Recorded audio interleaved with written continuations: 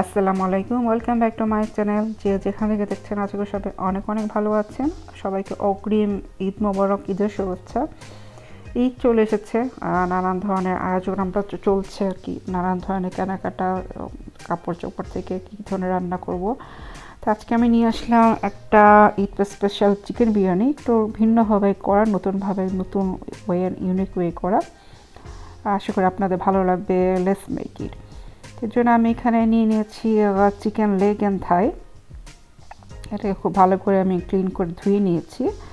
আমি খুব বেশি পরিমাণে নিয়ে নিই, 7-8 পিস পরিমাণ নিয়েছি। আর কথা না বলে আমি চলে গেলাম ডাইরেক্ট রান্নাতে। না, আজকে কোনো ম্যারিনেট করছি না, আজকে আমি এটা টোটালি একদম ডাইরেক্ট রান্না করে করছি এবং আপনাদের এইভাবে দেখাচ্ছি, শেয়ার করছি। তোর জন্য আমি প্রথমে প্যানে দিয়ে দিলাম রান্নার তেল, আর পরে দিয়ে দিলাম পেঁয়াজ বাটা দিয়ে দিয়েছিলাম 4 ফুল টেবিল স্পুন। আর হচ্ছে যেহেতু একটা গ্রেভি আমরা করব, আর হচ্ছে দিয়ে দিয়েছিলাম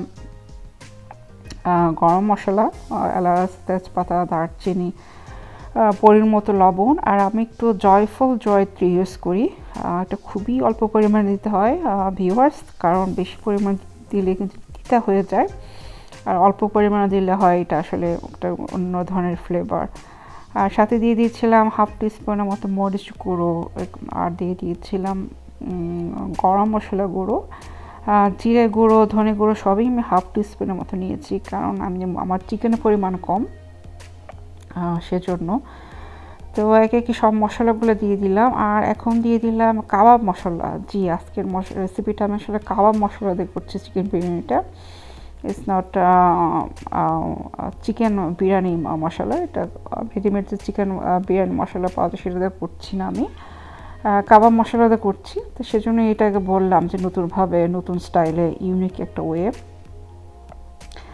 এবং দেখা যাক টেস্ট কেমন আসে, এই আর কি। তো আমি এখন পানি দিয়ে দিলাম, অল্প পরিমাণ পানি দিয়ে মশলাটাকে কষিয়ে নিব ভালো করে। এবং মশলা যখন তেলের ওপরে চলে আসলো, তখন দিয়ে দিলাম আদা রসুন বাটা। 1 টেবিল স্পুন করে ছিল এখানে, কিউব করে আমি যেটা নাকি ফ্রিজে সংরক্ষণ করেছি আদা রসুন, সেটা দিয়ে দিয়েছি। আর দিয়ে দিলাম টমেটো কুচি। আমার এখানে বড় একটা টমেটো নিয়েছি, আপনাদের যদি ছোট টমেটো হয় 3টা দিতে পারেন, মাঝারি টমেটো হলে 2টা দিতে পারেন। টমেটো দেওয়ার পরে এখন দিয়ে দিলাম চিকেনগুলো। আর চিকেনগুলো দিয়ে এখন খুব ভালোভাবে এটাকে, আপনারা দেখতে পাচ্ছেন মশলা, টমেটো, চিকেন এগুলো সব ভালো করে মিশিয়ে নিচ্ছি। আসলে মশলা নাড়াচাড়া মিক্স এর উপরেই অনেকটা রান্নার মানে স্বাদ, টেস্ট নির্ভর করে। আর এখন দিয়ে দিলাম আমি 1/4 কাপ ফেটানো দই। আপনার রান্নাতে যখনই দই ব্যবহার করবেন একটু ফেটিয়ে দিবেন, কারণ তাহলে খুব ভালো করে মিশে যায়, কারণ দইটা অনেক সময় একটু চাকা চাকা থাকে, ঘন থাকে। তো ফেটিয়ে নিলে যেটা হয়, এটা খুব ইজিলি মশলার সাথে মিশে যায়, এবং আপনারা দেখতে পাচ্ছেন, দেখেন দইটা আসলে খুব সহজেই মিশে গেল মশলার সাথে। তা আমি এটাকে ঢেকে দিলাম। আর ওই যে ফিরে আসলাম কিছুক্ষণ পরে, আর আপনারা দেখতে পাচ্ছেন এটা অলরেডি মানে পানি উঠেছে, কারণ মশলা থেকে পানি উঠে, পেঁয়াজ বাটা দিয়েছি, মশলা, টমেটো, চিকেন সব কিছু থেকে আসলে পানি ওঠে। তো আমি ওই চিকেনটাকে যে পানিটা উঠেছে সেই পানিতে একটু কষিয়ে নিব। আর তারপরে এখন দিয়ে দিলাম পরিমাণ মতো পানি। খুব বেশি পরিমাণ পানি দিব না, কারণ এটা মানে ফার্মের চিকেন, আর চিকেন আসলে খুব তাড়াতাড়ি সিদ্ধ হয়ে যায়। তো জানি না চিকেন কোড়া কি খাওয়ায়, আর চিকেন কেন তো তাড়াতাড়ি সিদ্ধ হয়, আল্লাহই জানে। যাই হোক,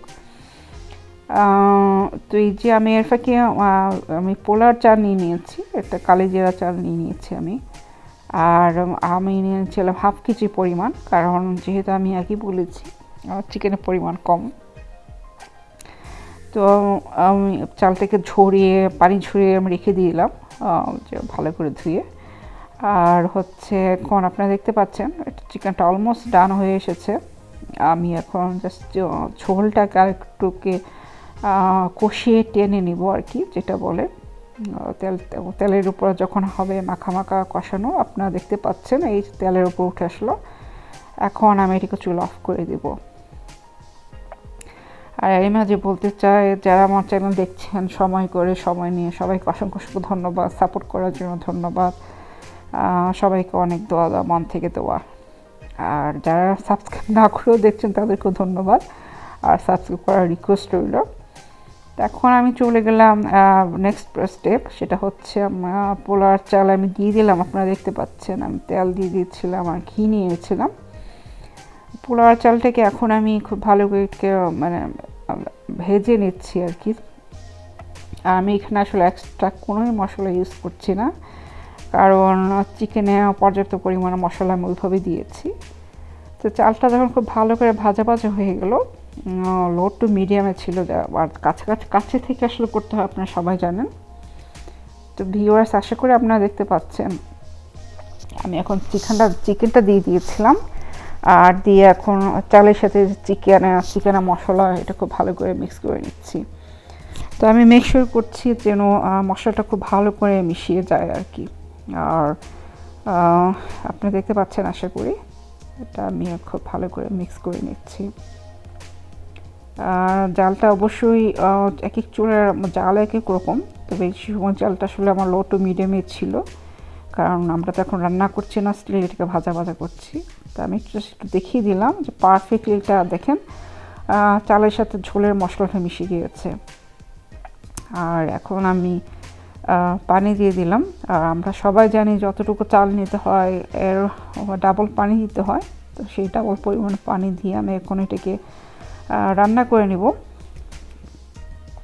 আগের দিনে আমার দিতে দেখতাম, নানুকে দেখতাম যে ওরা আন্দাজ মতো পানি দিত এবং হয়েও যেত। আমি সেভাবে পারি না, যাই হোক জানি না, ওটা হতে ওদের কোনো ম্যাজিক প্রসেস ছিল ওদের। তো এই আর কি। তো একটা আপনারা দেখতে পাচ্ছেন, জাস্ট একটু দেখিয়ে দিলাম, একটা বলক চলে এসেছে। তো এখন আমি জাস্ট একটু রান্না করে নিব। তো এটা অলমোস্ট ডান হয়ে এসেছে, আপনারা দেখতে পাচ্ছেন। আমি চুলার জালটাকে এখন জাস্ট একটু কমিয়ে নিব। চালটা খুব খুব ভালো করে ভেজে নেওয়ার বেনিফিট হচ্ছে একটু ভেঙে যাচ্ছে না। আপনারা দেখতে পাচ্ছেন আমি যে নেড়ে নিচ্ছি, আর আসলে পারফেক্টলি হয়ে যাচ্ছে, মানে ভাঙেনি আর কি, পারফেক্টলি ডান হয়ে যাচ্ছে। আর নামানো একটু আগে আমি দিয়ে দিলাম 1/4 কাপের মতো গরুর দুধ, আর দিয়ে দিলাম একটু কাসুরি মেথি, একটু হাতে নিয়ে আমি একটু ঘষে দিয়ে দিলাম। এটা টোটালি অপশনাল, বাট দিলে এটা স্বাদটা আসলে অনেক গুণে বাড়িয়ে দেয়, স্পেশালি কাসুরি মেথি, এটা বিরিয়ানি টেস্টটা অন্যরকম বাড়িয়ে দেয়। তো আর দিয়ে দিয়েছিলাম, যেহেতু স্পেশাল বিরিয়ানি, তো নামানোর আগে দিয়ে দিয়েছিলাম 2 টেবিল স্পুন ঘি, জাস্ট একটা এক্সট্রা ফ্লেভার, একটা ভালো মানে গন্ধ যেন আসে, ফ্লেভার আসে। তো আমি চুলাটাকে অফ করে নিয়েছিলাম। আর এখন চলে আসলাম পরিবেশনে। ট্রাস্ট মি, আপনারা যদি এই রেসিপিটা ফলো করেন, খুবই মজাদার একটা রেসিপি এবং স্বাদের কোনো তারতম্য হয়নি। বাসায় সবাই খুব ভালো করে মজা করে খেয়েছে। আশা করি আপনি যদি করেন আপনাদের বাসায় সবার খুব ভালো লাগবে। ঈদ সবার আনন্দে কাটুক, ভালো কাটুক, সবাই অনেক অনেক ভালো থাকেন। আবারও ঈদ মোবারক। আল্লাহ হাফেজ।